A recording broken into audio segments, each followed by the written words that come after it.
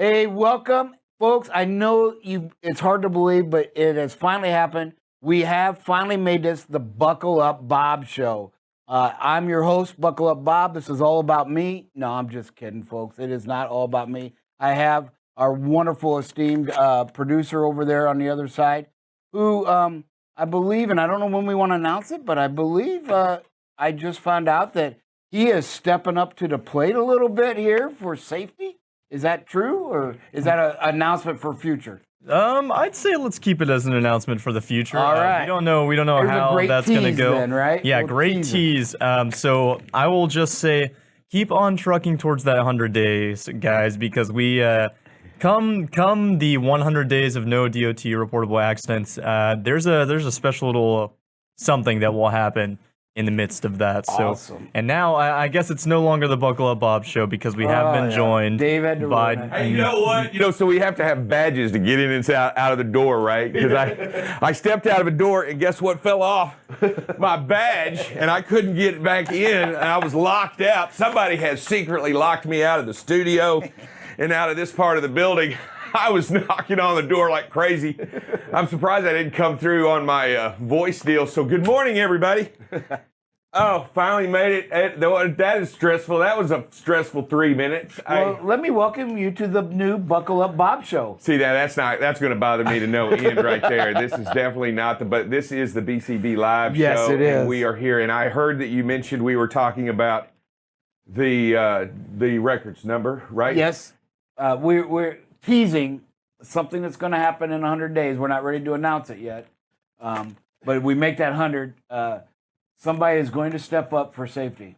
Somebody's going to step up for safety. Yep. Oh my God! I hope it's not me this time. I think because every time I get talked into doing something, I wind up with no hair on the top of my head and doing something like that. But you know what? Anything for safety. Hey, we are at 85 days, 15 away, folks. Just a little over 2 weeks.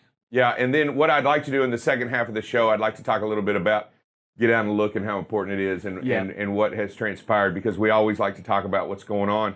But I will tell you, did you notice that in the news, it looks like the Senate was able to push through with much bipartisanship support, both Republicans and Democrats on both sides of the aisle was able to vote into the $1 trillion infrastructure bill as it stands now. I'm sure it will. It goes to the House for vote, and I don't even think they need much support now to get it passed through as long as they maintain party lines. But it looks like many on both sides of the aisle are in support of the much-needed money to fuse into the system. I mean, to get these bridges and these roadways and a lot of other things, right, Dylan? That just doesn't just count for those. I mean, there's other... not just bridges and roads, but it's a lot of other things that are being pumped into, right? Yeah, I mean, this is a massive bill. It's been something that's been in the works, I think, the entire time that Biden has been in office.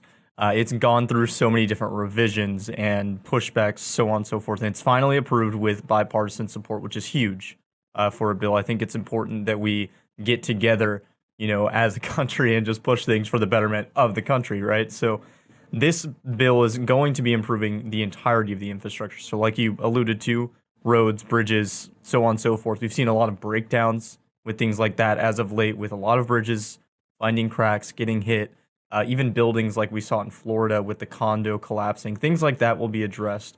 It's even going to support broadband internet in rural areas that don't have access to that. Phone lines, anything like that you can imagine that would be supported. And of course, also trucking, transportation is going to get a lot with that. And there's actually a lot of truck-centric provisions included in this bill that were previously approved in the House, and some that were approved in the House that were not approved in the Senate bill. I alluded to them a little bit yesterday in the afternoon show. If you guys didn't catch that, there's going to be new regulations for rear and side underride guards, regulatory guidance on how truck brokers and truck dispatchers operate, mandates for automatic braking in newer trucks, and establishment of a truck leasing task force. And then on top of that, they are also going to include an apprenticeship pilot program for truck drivers under the age of 21, with the intent of establishing new regulations that will allow drivers from 18 to 21 to haul interstate commerce. So drivers under 21 currently can only haul in the state that they're registered in. But this is going to establish, well, if it passes through the House, of course, it will establish a apprenticeship program to allow those 18 to 21-year-olds to haul interstate with a professional driver in the car with or in the truck with them to oversee that. So, and we've talked about that. We've talked about some of the new programs that are, and there's some already out there that utilize interest rate trade within the states to in an apprentice program to help, train the next generation and get them already involved. What we don't want to do is make a next generation wait for 3 years before they can get involved in trucking. Yes. All you're doing in that regard is putting off the inevitable of losing them to another profession. They're going to go out and get a job anyway. So we have to re-energize the lifeblood of the industry, and that is the driver.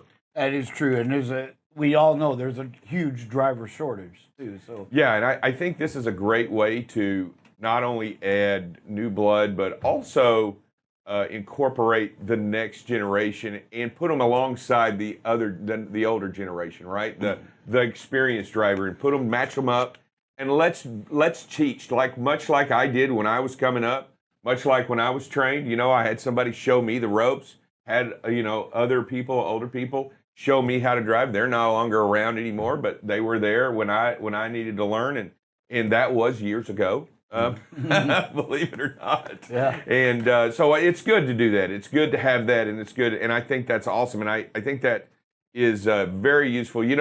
When we talk about putting intranet, and I know this doesn't apply to trucking, but I find it it's very important to me when you put internet and high-speed internet in rural areas, you're really taking it to the rural schools that don't have it.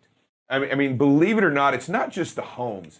It's the schools, it's the hospitals, it's the it's the emergency responder stations, it's the places that really need information gathered to them quickly, and we need that no matter where it is in the country. And children need to have access in their schools to learn and to be and to know about high-speed information. Yeah, and I think that's more relevant now than it was even 2 years ago, 3 years ago. With COVID now, we're seeing so much more learning from home and working from home and getting this information without having to go into large crowds. And I think as we see the Delta variant come up and everything like that, I think that's going to be vital for, like you said, educational programs. There's plenty of schools now that are doing Canvas and using Canvas as their learning tool, almost as a virtual classroom to send assignments, grade assignments, so on and so forth. So this will help the kids in receiving assignments and being able to upload their homework back into the school's Canvas, or it will help the teachers to grade all of the work that they're receiving on that platform and put it back out to the kids so that everything can run smoothly. I mean, any sort of internet, which I believe is really just should be another necessity like a phone line or anything like that. I think maybe 10 years ago you could have argued against that, but at this point, it's as prevalent as holding a phone in your pocket. I mean, everybody needs internet at this point. Just because so much of our information, so much of our daily routine revolves around the internet. 20 years ago, most all of us had a home phone. Yep. 20 years later, almost none of us have a home phone. No, I don't. I let it go just a couple of years ago. I was hanging on. I was that diehard that held on to the home phone line. Finally let it go. It was a part of our security system, right? Mm-hmm. It was a part of the security system, but we eventually let it go because we went to the digital security system that no longer needed the home phone. So. And you look at the natural disasters that pop up, these tornadoes or what it may be that hit these rural areas, and you can't get any communication through to them, right? To help or support or find out what's going on. I mean, there's just so many trickle down. We see even our drivers, right? They get in dead areas where they lose their signal, and this is going to help that. There's a lot of trickle down and side effects, and the bridges.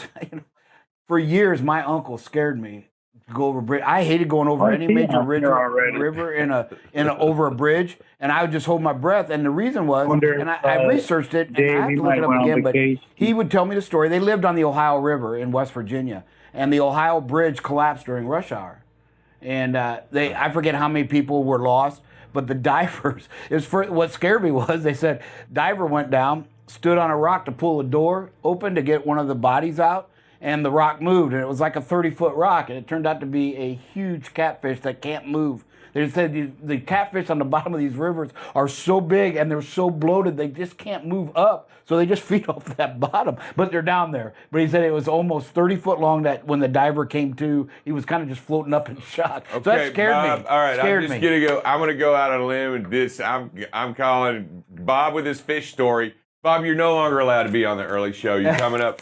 I don't even know if I can beat a 30-foot fish story. Also, I've heard that story like 3 or 4 times at this point. Seriously, do you still to this day think there's a 30-foot catfish?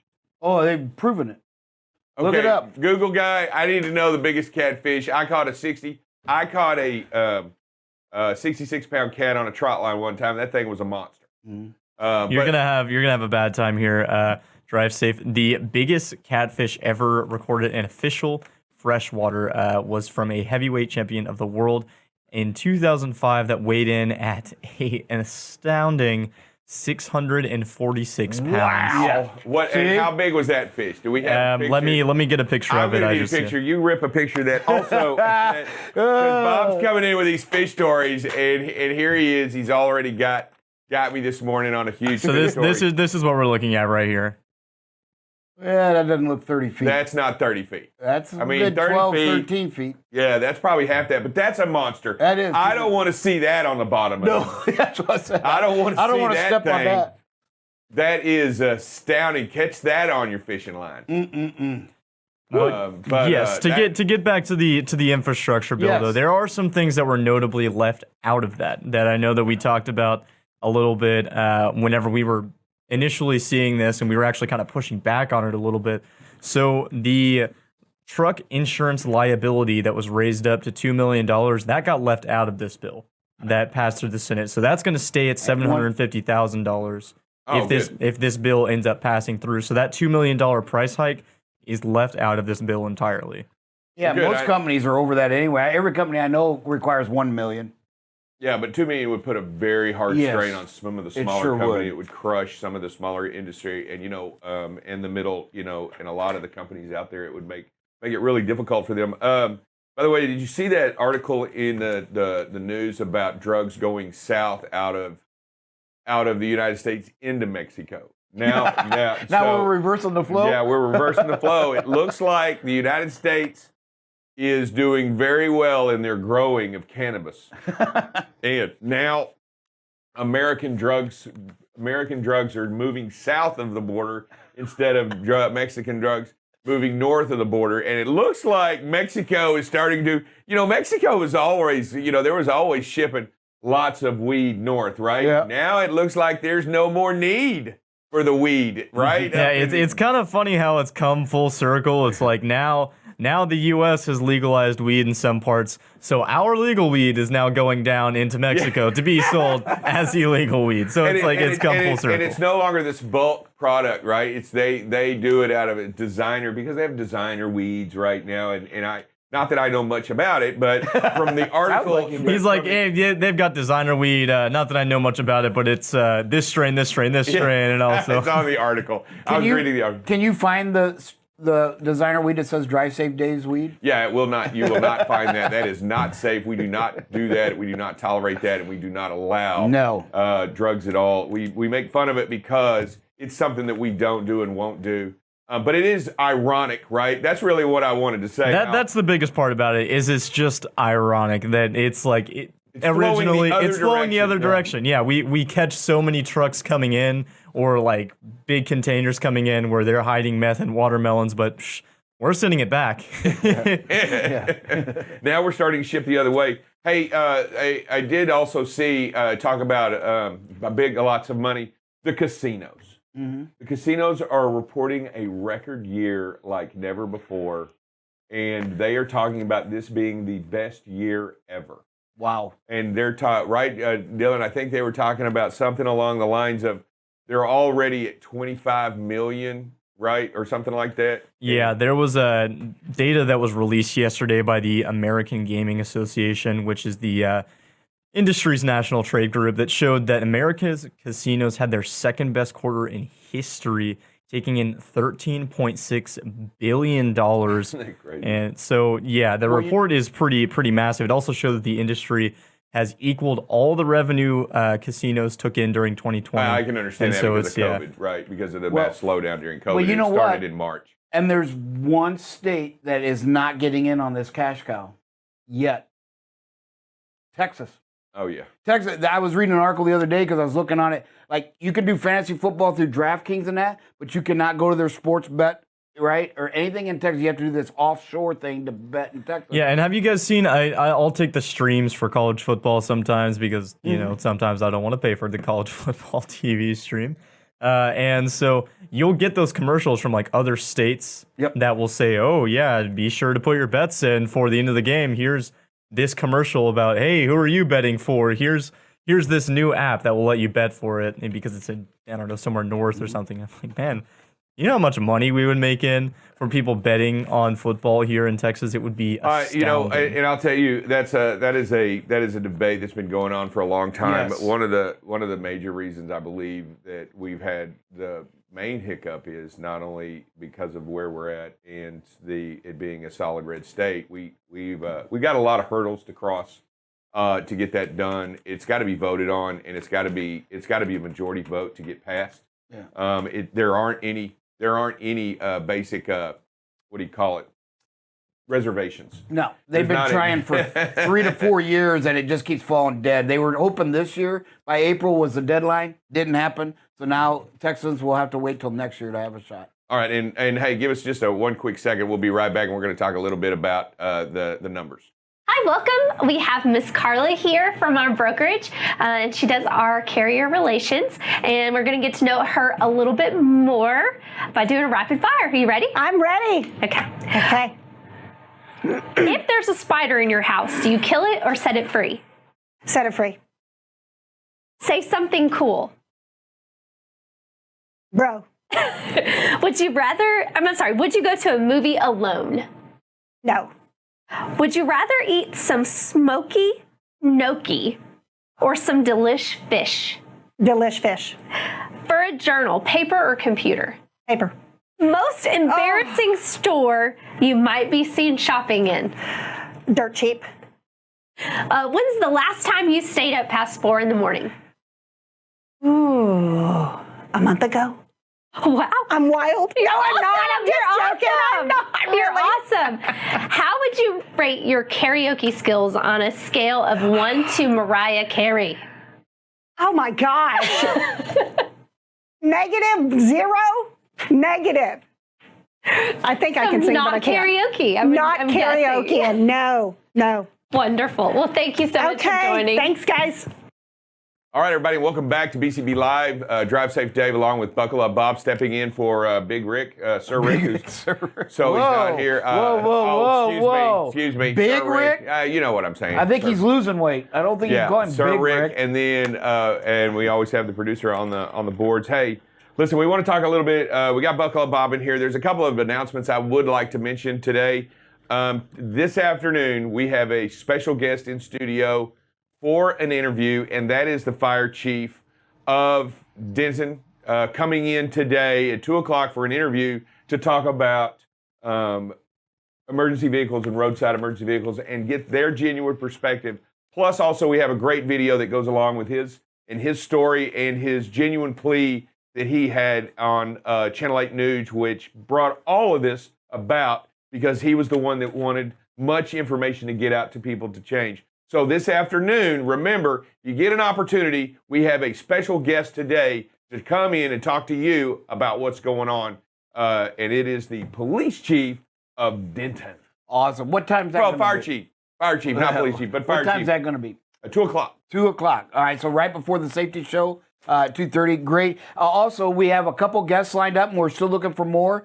But next week, everybody tune in after our segment in the morning. On Tuesday, we are going to have our DOT representative from our insurance company on to talk about Brake Safety Week. And then on Thursday, we're actually going to have a brake mechanic in here to also talk to our drivers, answer questions about brakes, trying to really gear up for Brake Safety Week coming up in August 22nd. All right, so we're bringing in a lot of guests. We're going to bring in a lot of experts, right, to you, for you, so that you can get the information that you need out there. Hey, let's talk about the streaks. We're at 85, right? 85. During the 100 most deadliest days, we're moving forward, doing very well in 85. Where are we at Get Out and Look, Bob? We are, unfortunately, at 0. So what transpired yesterday? We had a driver backing up. It was tight. It was kind of in a blind side spot. Didn't get out and look, and then hit a curb, I believe, is what we're initial, and damaged the tire and the rim. Yeah, I got pictures this morning. So take a look at it, and what we're going to try to do is try to investigate. But the culmination is, when it is tight, you may have to get out and look several times, right, Bob? And we're going to continue to really emphasize the whole get out and look process. It is necessary, and it's what we do here. It is part of the BCBs of trucking. It is what we do every time we get out and look. And if you have to get out more than once, Bob, what do you do? You get out as many times as it takes, but you also, one of the hardest things I think for a truck driver, I really did over my years, is to just say no. Hey, it's too dangerous for me to do it. It's just too tight. Right? There's a pride thing there. And then I've actually heard of customers saying, well, every other driver can do it, right? And then they try to shame you into trying it. And at the end of the day, you have the incident, they don't. So again, if you assess, it's situational awareness, right? We've had drivers come on at certain locations where they had to have a gate. They went in and said, hey, this is too tight, but if you open this gate here on my side, I can do this safely, right? That's just taking that situational awareness and say, you know what? You may have done it 100 times, but if it's too tight, it's just too tight. Don't risk. Take a picture. Take a picture of it, send it in, and we'll get customer service involved. Hey, you got to move this car, or you got to move this trailer, or find another dock if that's an option. But we'll find a different option versus you trying to force it in here. But it all starts with, hey, I got out and looked. Man, here's a picture. There's no way this is happening safely. Yeah, right? and usually when you pop a tire, and when you do something like that, that genuinely tells me that you just didn't see it, and you know what I mean, that you didn't see it, you weren't, or it wasn't where you thought it would be, and the only way you can minimize that effectively and stop that is to get out there, and before you move forward, don't just guess you're going to bump it. Walk around there and make sure you don't bump it, right? Is speed any factor in there? I mean, are you backing up too quickly to do that as well, or can it do it really quickly? Oh, it can do it. It can do it slowly. It can do it quickly. It can do anything. As if it pinches the tire, you know, in a specific, just right. It doesn't matter how fast you do it. I mean, I'm telling you, the secret of the key, and we've always said this, and we continue to talk about this, is getting out and looking at what's going on. That's it. And how important it is. I mean, these streaks are a big deal. And these reasons and what we're doing here is a big deal. And one of the things we're doing is we're gauging the success of our campaign of getting out and looking. And what it's going to take is your participation. And the only way we can get that is if you take the time and the energy and you believe in what we're doing here every single time. And when you mention the word too tight, that already says it's too tight. Yeah, there's your red flag. There's your red flag. And you need to know that. Look, I've been to many places where the guys that work in the dock, right? The guys that work on the dock park their cars out there in front where you're trying to back in and make it ever more narrow. It's like Dodge cars out there. You're trying to swing in, and you would have way more room and a lot easier to do it if they weren't parked in the way. You know, the reason they park there is they don't get it. They don't understand it, and they don't get it. Well, you know, and over the years, now there's exceptions to every rule, but I would bet money, and I know from personal experience and investigating a lot of these, the cars that are parked there in the way are not brand new shiny cars, right? It's also dock where it says, you know what, if the driver hits this, maybe I get a new car or insurance money, right? Because they're typically older model cars. Well, you never see a Mercedes or a Lexus parked out there in front of a dock door. Well, and another thing is they're running late to work, and it's the quickest and easiest place to park. And they're not taking the time to get out of the way and even walk a little bit farther over to the job. You know, if if you believe in safety and you understand safety and you want to get it, man, it needs to apply to everybody across the board. And when these instances occur and you find difficult moments and difficult situations, get us involved. Get us involved. Take a photograph. Picture says 1,000 words, right? Oh, and it does. And we We have see an it on opportunity. videos, right? We have an opportunity and an obligation to our customers to bring the information to them because they may not know it. Management may not be aware of what's going on out there with what you're dealing with. And when enough of the information and we pass that along, give us that opportunity to help you out there. Make sure, send Bob that information, send safety, send your DM, let them know what you see. Sure, you may have an opportunity today to get in there and it may be a little difficult, but I'm telling you, cars being parked in a bad spot, gates not open correctly, areas of genuine concern, something not done well. It is our responsibility here in BCBs of Trucking to inform them of the problems that you encounter because they may be able to correct it so that everybody is safe. And the only way we're going to get that done is if you say something. If you see something, say something. Send in a photo, let us know, and let us see what you're looking at. I understand there are tight situations.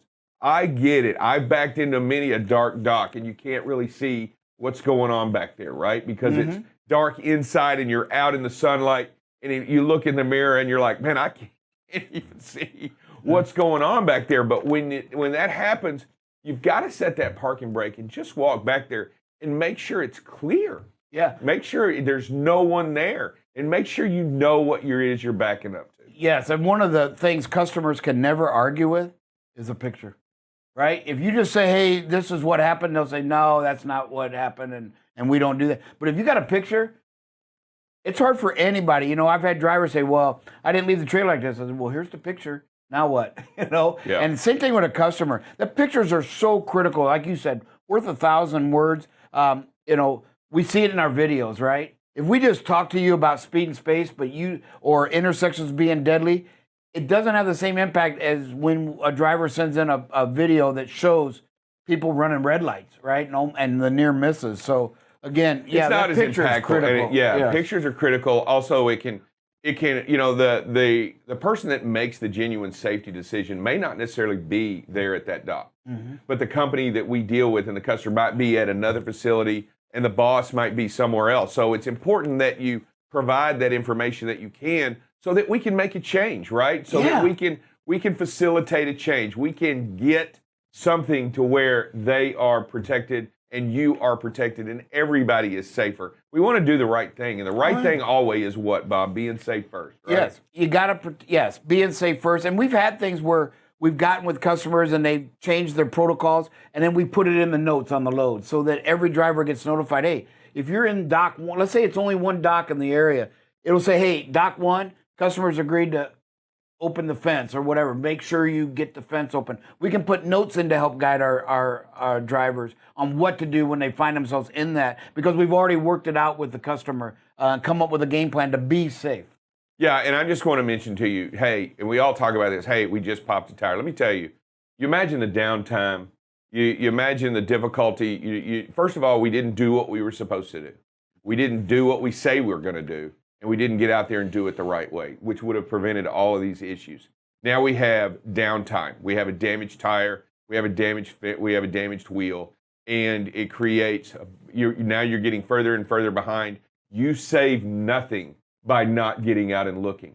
You don't benefit yourself at all by not getting out and looking. You've lost time, you've cost money, you've made it difficult for you to make your next pickup. Now you're in the way in the dock area, you're in the way. You've got to wait until the tire man comes out and gets you changed out. Look, all these things happen and you've got to realize all of this can be avoided by just simply getting out and looking and doing the BCBs of trucking and making it happen. I want us to go again. I want us to beat our next record. I want us to start tomorrow at 1, and I want us to push all the way through, and I want us to always get out and look and make it happen for us here at BCB and across the country, across the industry by making it happen. Get out and look every single time. 30 to 60 seconds. right? And you stop and think, this was probably well over $500 with the service call and everything else, Oh, right? if not more. Yeah, if not more. So even It's a steer tire, on the lowest things,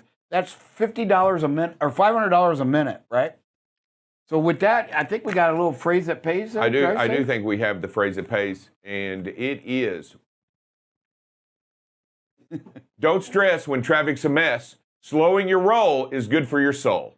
One more time. Don't stress when traffic's a mess. Slowing your roll is good for your soul. Watch out for that Welcome word to traffic. Rapid Fire. Today we are joined by Cynthia Brzezowski. Hello. Thanks for joining us. Sure. Okay, are you ready? Yes. You're in the hot seat. Okay. Okay. Can you touch your toes without bending your knees? Of course. Did you ever believe in Santa Claus? Yes. What's the most number of hours you've watched TV in a single day? Probably 12. What sound does a seal make? I have no idea. Do you have any friends taller than 6'4"? No. Polka dots or stripes? Polka dots. What's a country you'd be okay never visiting in your life? Iran. Do you like Disneyland? Kind of. Do you think anyone considers you a hipster? No. Say something cool. What up? If Tupac appeared before you right now, what's the first thing you'd ask him? Who killed you? And last, what temperature do you like your thermostat at? 67. Thank you for joining us. All right. Hey, it is Buckle Up Bob and DCD, double check Dale this day, the man of many names, and of course, our esteemed colleague, the producer behind the control panel. He's the one that makes me look thinner. No, he's failing at that tremendously. I thought, the camera does add pounds. You got to find a way. That's your challenge, is to subtract pounds there, producer. Not a miracle worker, Bob. Hey, quick announcement. You heard Drive Safe Dave allude to it, but we got some special guests coming up here. We got one today. We're going to have two next week. And we're hoping to add some more. Again, the fire chief today to discuss how to respond to emergency vehicles on the side of the road. Huge topic. We've been talking about that for the last couple of weeks as well. And then next week, we're going to have our own DOT officer, Kenny Ray, on the show. He's been on there before. He's agreed to come in next Tuesday and talk about Brake Safety Week, as well as next Thursday, we will have a brake mechanic here as well to talk about the brakes. And that's what we've been talking all week, right? We've been talking about our brakes. And so today, I added air leaks, right? How to check for. And so just as I gave one of the, and I reviewed with Drive Safe Dave, it's just an air pressure test, air drop test. And so basically all it is you fully charge your air system, and that's usually, they said, around 125 PSI, right? You release the parking brake, turn the engine off, release the parking brake, and then the pressure should drop less than 3 PSI per minute. If it's dropping any faster, then you could have an air leak and need to get it to the shop. It's a quick check to see if something may or may not be right with the system. So sometimes they're hard to hear, but you want to listen and measure that the time it takes for that pressure to drop and how fast it's dropping. So again, that's just one way to check. As we did say, we are at 85 days. Again, teaser, something big is going to happen if we make it 100. All right. Somebody in this office is going to step up for safety. Over the years, we have had many important people step up for safety. None more important than this person, probably in this day and age, that's going to step up for safety. That's the tease. Let's get it to 100 so you all can be surprised. Who is one of the most important people in the company that's going to step up for safety? But we did lose our backing accident streak. We damaged the steer tire and rim. Very expensive, folks. And we just got to get out and look. There's no reason not to. When you stop and think, at a bare minimum, this is $500, and I guarantee it'll be more than that. But that's $500 a minute, right? That's what it costs to repair this versus all it took us was a minute to prevent this cost and for the driver not to have an incident on his or her record. And time lost for the driver, too. I mean, that doesn't even take any amount in there, so. Yeah, they're down for at least 2 to 3 hours, probably Exactly. waiting for service and to get the service actually done. So, folks, hey, but let's not let that. Streaks have to start. For all we know, tomorrow will be day one of 200 days of get out and look, and that's what we want to see. There's no reason not to go a year without a get out and look backing accident. It's really that easy, and it takes 30 to 60 seconds to help prevent that, right? It also takes not only get out and look, but good situational awareness and decision making, right? If something seems too tight, then it's too tight. Don't sit there and think, well, it's me. No, it's not you. If your radar is going off that this looks too tight, then it's too tight. You need to get help, whatever that may be. It may be from the customer service to get with the customer and move a trailer, open a gate, move a employee vehicle. But you have to do that. And yes, that can take some time, 30 minutes. But if you have an accident, you're now shut down for 2 to 3 hours minimum, right? While we get the report, while we get it to insurance, while we do all the things, get service out to repair if needed. So again, take that 30 minutes if it needs to be, and don't be the hero, right? Actually be the hero by not taking that risk. Be aware of that situation and say, the only person that can lose, and I promise you this, the only person that can lose when you make that decision to go ahead is you, right? I mean, their company's not going to lose. The driver that maybe parked that car in a bad spot isn't going to lose, right? Because at the end of the day, you made a decision to keep trying to back it up in an unsafe situation, and you're going to be liable for it. It's just the way it is. Yeah, to know your limitations is always the big thing. And then, sometimes you got to swallow a little bit of pride to say, hey, you know what? Other drivers may have been able to make this, but I can't do it. You have to know that and be able to step up and admit it and ask for help or take the steps to get changes made so you can get back in there. Yes. Hey, we're going to take a break, but when we come back, it's going to be about we've got a tropical storm that was named yesterday. Producer led to it. Fred is on the move, and we will be right back to talk about Fred.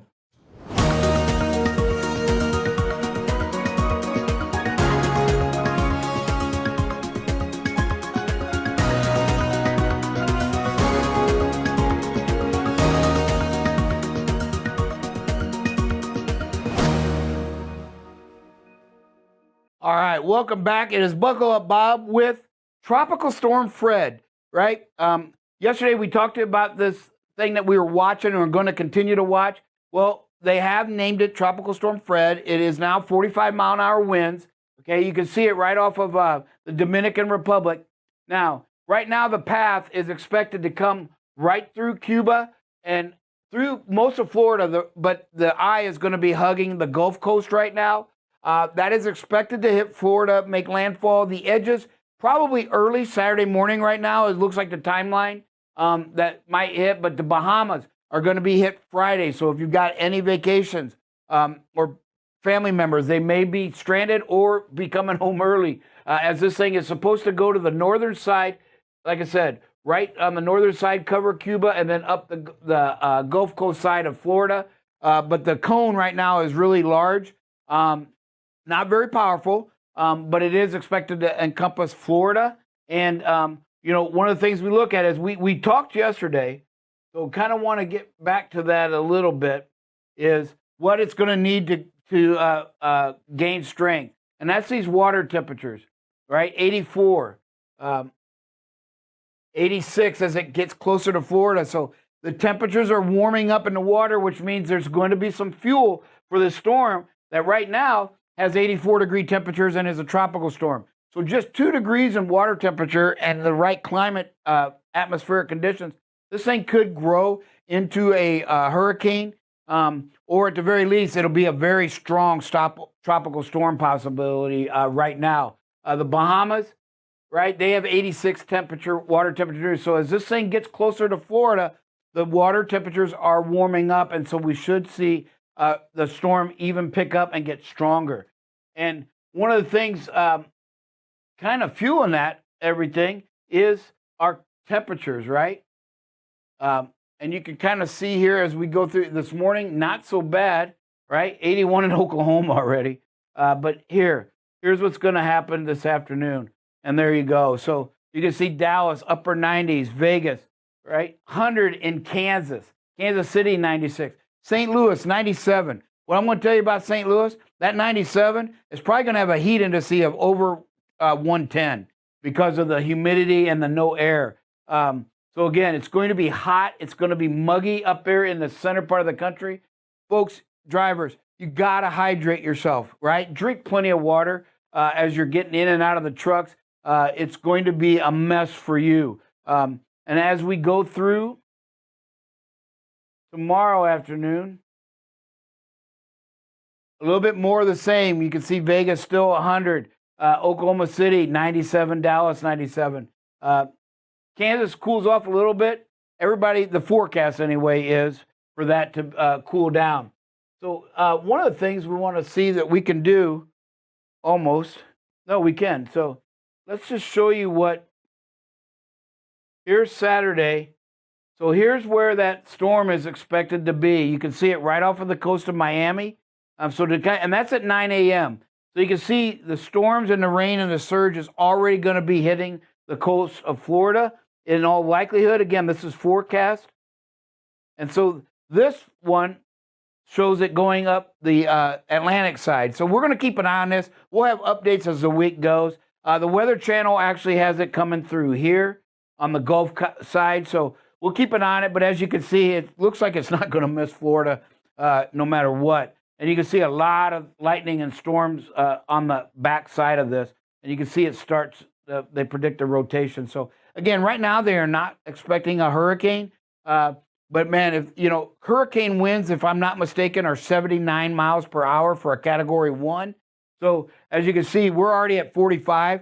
So another 25 and we're going to be just under hurricane, which is still going to make it a very powerful storm. And as the water temperatures are warm, we do expect that to increase. You can see right now, it's still expected to have the 46 mile an hour gusts. All right. But if we hit right in that purple, right? 47. Let's try to 47. So again, this is not forecasting the winds to increase. But again, now it's on landfall. So if we kind of back it off a little bit, there's what it's got coming in. So we're just going to kind of watch that. Let me shrink this and we'll see what the rest of the country looks like for today. Let's get back here on Wednesday. So currently right now, you can see a little windy in Oklahoma in the 30 mile an hour gusts, 34 in Iowa City.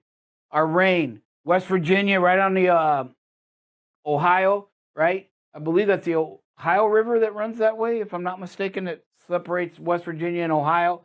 And then again, back here in, I believe is that St. Joseph's, Missouri, on that Hannibal and Kirksville, moving into Illinois, right along the Mississippi River, has a chance for some severe storms. As we showed earlier, it's not happening right now at this moment, but it could. As the day goes by, it lessens, but you can see up here in Wisconsin is going to be the strong threat for some severe weather, strong storms. And then, again, the whole Gulf Coast, again, it just seems like every day we show the chance of rain stretching from Houston all the way up to through the Carolinas. And again, no difference today. West Texas, New Mexico, and Arizona has a bigger area. And then some good news and bad news, some chances for rain in California. That's the good news. The bad news is it looks like it's about 300 miles south of where that big fire is. So they are not expecting to get any kind of relief, but let's hope that is wrong and it moves a little bit north. Tomorrow morning, not a lot going on. Kansas City could wake up to some showers. New Orleans, some light showers. But as we go through the day and that heat gets up there, you can see the storm chances pop up. But the good news is not a lot of red, dark red. So again, we got the Gulf Coast from Mississippi, New Orleans, Houston, right on up through the Carolinas and Georgia again. And then more of West Texas, almost all of New Mexico into Phoenix with some chances of rain, as well as Nebraska and Kansas. And then our Ohio Valley up through Erie, Pennsylvania also gets hit with a chance of some thunderstorms. So again, the big thing we want to watch, and those of you working this weekend, we want to watch that Tropical Storm Fred. They has named it. And again, we're just now getting into what typically starts to become the peak hurricane season. And we'll keep an eye out on, as we said earlier, on the coast of Africa. That's where a lot of our systems come from. So stay in tune, everybody, and we'll be right back with some videos. Oh, Sandy, I'm starving. What's for lunch today? Well, unfortunately, nothing that I have cooked. Because of COVID, no. I'm not cooking anymore. But what I do have is a freezer full of food for the drivers. We have breakfast food. We have Stouffer's lasagna. We have meatloaf. All the driver has to do is walk in, open the freezer, and make them a little something to eat. Welcome back, everybody. It is Double Check Dale, back with some videos. There we go. Let's look at videos and see what we got. You know, here's we look at that sign to the left, no passing zone, and our driver decides to jump right out there. Of course, it's in Kansas, we can see for miles, but the reason that no passing zone sign is there is we're coming up to an intersection. He pulls out to pass, realizes we have a car coming out there. You know, patience, situational awareness, know what's going on around you. You know, that no passing zone sign is there for a reason. It means don't pass. It's an intersection. There's danger there. And so we just have to be patient. The few, like Bob says, the few seconds we think or minutes we think we're gaining aren't what we actually gain at the end of the day by showing patience and taking our time. So no passing zone sign means no passing. Yes. Intersections. That was scary. Yes. Here's an example of just great courtesy by our driver and having great situational awareness. You know, he knows what's going on. He sees a merge point coming on. He doesn't want to jump out to the other lane. Does a great job of slowing down, adjusting his speed, keeping the space, and allowing these people to merge safely on. They're just a really nice job of the driver doing his job, doing it the right way, doing it BCB way. Yep. Jelty, right? Just let them in. Yeah. Yep. And again, we have another one here. I think where we slow down. You know, we keep our space. We see this vehicle pull out, not sure if he's going to jump over right away or not. So our driver, takes initiative, slows down, keeps the space in front of him, allows plenty of time for this vehicle to get up to speed, and if he needs to move over, allows the space and time for him to get moved over. So can we watch the end of that? Yeah. Yeah. So that goes from a shoulder to an actual lane. Because right here we got the single white line where it's separated as a shoulder. I thought I seen it at the end, and I was like, let me see it again. And then after it gets past all the places of business, which is really smart, now it turns into a third lane. Yeah, and it probably ends in a few hundred feet up. Yeah, it's a merge lane. And so, our driver, great situational awareness and keeping that space there and not getting in a hurry and trying to get out into the other lane to get around. Just, taking your time getting there. And at the end of the day, our driver made to deliver safe. So I really love that design that, hey, it lets people that pulling out from these businesses stay out of the way of high speed or, the traffic flow until they can get up to speed. Yeah. That's really a nice design there.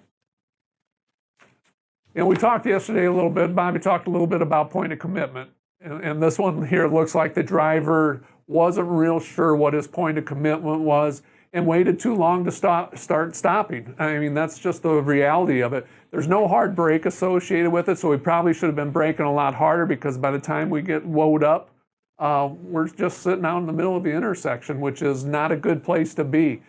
So you really have to, decide, where we're going to be. But the light changes in plenty of time, and plenty of reaction time for us to get slowed down. So, the alertness, the situational awareness, what's going on, and start stopping sooner. Yeah, and we talk all the time. The only way to do this, the safest way, I'm not going to say safely, right? Because there's several ways to be safe. But the safest way to do this is you have to slow down at intersections and to be prepared to stop. Okay? If you're not preparing to stop right here, then we're not doing the safest option, right? We may be safe, but we're not doing the safest option because we're stuck in the middle here. Great job, by the way, of not running it. I do, but you can see right at the end of this video, a second safety concern comes in there because it looks like it starts to back up. Well, and like I said, because we're pretty far out to the right. There's that intersection. median, and then there we go. Yeah. Right at the end, we start to back up. So good job not weeble wobbled there. great job, of actually stopping and not creating a more dangerous situation by running the red light and risking a ticket. But, let's take it a step further. What can we learn? Yeah. We have to adopt the strategy that I got to slow down enough that if this changes, I can stop. But we're already committed to the intersection way back there. And I love that line, committed to the intersection, right? Yep. We've got to reduce that timeline of committing to the intersection. We got the sign there warning us. So, things that we can learn on and be the safest. This is a stop sign, and the first one was no passing zone. First video was no passing zone means no passing. The stop sign means stop. And if we watch, this driver just kind of rolls right up through here, right on through about 8 miles an hour. Now the traffic coming from the left is the road is closed. No through traffic sign is there. Doesn't matter. Stop sign means stop. It's there for a reason. We don't know if there's going to be traffic coming from the other direction.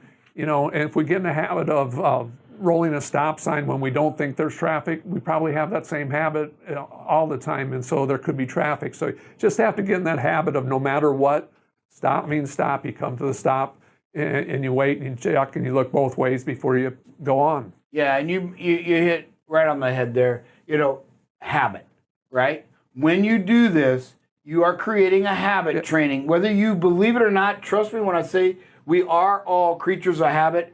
We do things, and if we're doing the wrong things, it does become our habit. And it's hard to break a habit. It takes, I think Sir Rick gave the statistic, it usually takes 28 days straight to break a habit. You got to do something different for 28 straight days to break the way you normally do it. So again, hey, intersections are deadly. Why aren't you stopping? I always say that. Ask yourself why. Because in this case, you're going to say, well, I didn't want to lose momentum and there was nobody coming and blah, blah, blah. But that's not the safest option, right? The safest option, what if you miss something? Who knows? Yeah. But it looked pretty open there. I get it. But that doesn't make it right? No. It's kind of like what's the old saying? If tree falls in the woods and nobody's there to hear it, does it make a sound? Well, yeah, it does, right? Same thing here. Just because nobody's there, does it make it safe? No. Yeah. It's still unsafe, right? Yeah, just because we don't see anybody, if somebody walking on a bicycle, something that's easy to miss, and so that's, another reason to stop. I mean, it's a law, but to do it to get a better look at it, see what's happening around there. Great point. Hey, do we have any callers this morning, producer? All right. Hey, everybody. Again, just a reminder, we're going to keep posted on Tropical Storm Fred, and then also, hey, tune in next week. Tune in today at 2 o'clock. 2 o'clock today is going to be amazing because I want to hear, we've been talking a lot about emergency vehicles and what to do. So great guest speaker today. And then also we're going to have 2 next week. Who we got, producer? Yeah, we got Cool Dude on the line. What do you got for us? Cool Dude. Cool Dude. Are you there, brother? Oh, there you go. Hey, Bob-tastic. You was talking earlier about, not backing into places.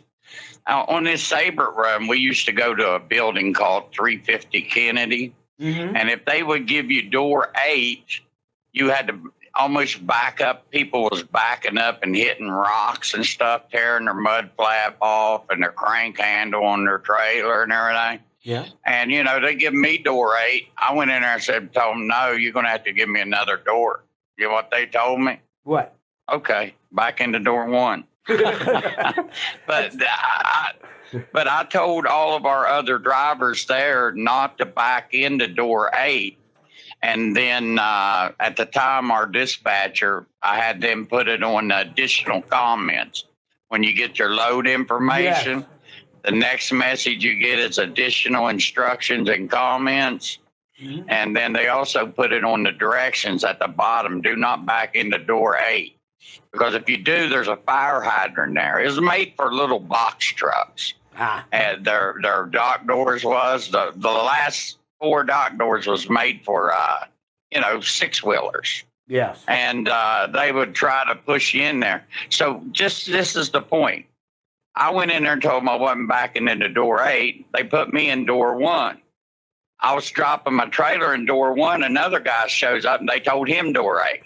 He tried to back into door 8, had the blind side, hit the rocks, knocked his landing gear off, ripped his mud flap off, and tore the side of his underpinning off his tractor. trying to back into that door. Hey, You see what I'm saying? Yeah, great story, and we appreciate that because one, it backs everything we said. Hey, we can get things. We can add. We talked about adding notes to the load so for future drivers. We can get things, and it was that easy. Just saying, we talk all the time when we see a dangerous situation out on the highway. It's not enough just to record it on video. Call 911 if it warrants it. Right? We've seen pedestrians walking down the highway. Don't just drive by it and say "Wow," right, and show us the amazing video. Take that next step of action, and Cool Dude did it right there. Everything we talk about. Hey, he went in and said, "Look, I'm not doing this." Right? Okay. Here's a doc. And then he got with his customer service, his DM, and they got a note added for future drivers. That's that next step, that action item. Great job, Cool Dude. Appreciate you doing that and using the system in the middle part of our name. Communicate, right? Yep. Communicate issues so we can fix them. Yep. Thanks for sharing. All right. Hey, I'm going to close out with a prayer, and then we will be ready for some HR. Dear Heavenly Father, Lord, we again thank you for your guidance and your love, Lord, and we just continue to ask that you give our drivers the wisdom to be safe. And Lord, in the heat of summer, in the stress of this industry, let us remind each other to be kind to one another. Overheard some things in the last couple of days where we're just not treating each other in our speech and our actions with kindness, and we need to do that, Lord. No matter what. We got to love one another. That was your command, right? That you said is as equally as important as loving your God with all your heart, your soul, and your mind. Jesus said the second one, and as equally important, is to love one another. Let us remind that. Be kind and humble to each other as we talk and go through our day. Lord, let us not forget our dear brother Larry Graham. May he have a good day again today. Yesterday was an okay day, he said, so we pray that he has a great day today and on all future days as he puts his faith and trust in you and beats this horrible disease. Heavenly Father, we thank you again for the men and women at BCB in the office, but especially out there behind the wheel of these big trucks and the dangers they face each and every day as we see in our videos and as we know in our hearts, Lord. Protect them, guide them, and Lord, we ask all this in your Son's name, Jesus. Amen. I was out on the highway, just loving my job, feeling blessed with the presence of Buckle Up Bob. After this run, I'll get home to the ones that I love. Drive safe, Dave, he's got the passion to get the job done. Spreading the news and sharing their views, solid as brick. Here comes Sir Rick. You've been safety struck. Oh yeah. Thank you, sir. Right on. Good morning. Happy Wednesday. Since it is Wednesday, that means it's that weekly reminder for new benefit enrollment. So anybody that was hired on that second week of July, I don't remember what month we were in, please remember, go into your Paycom and go into benefits, and you will click on 2021 open enrollment and get that completed. If you have any questions, please give me a call. I'm at extension 168. I do need that completed by Friday afternoon or evening. And today we've got two birthdays. One is for James Burke. Happy birthday to you. And the other one, it's kind of fitting that she was on the rapid fire this morning, is for our very own Cynthia Brzezowski, or as my car likes to call her, Cynthia Brzezowski. Happy 21st birthday to you, Cynthia. Hope it's a great day. Everyone, please continue wearing those masks. Wash your hands. Use that antibacterial. Have a great day. Thank you.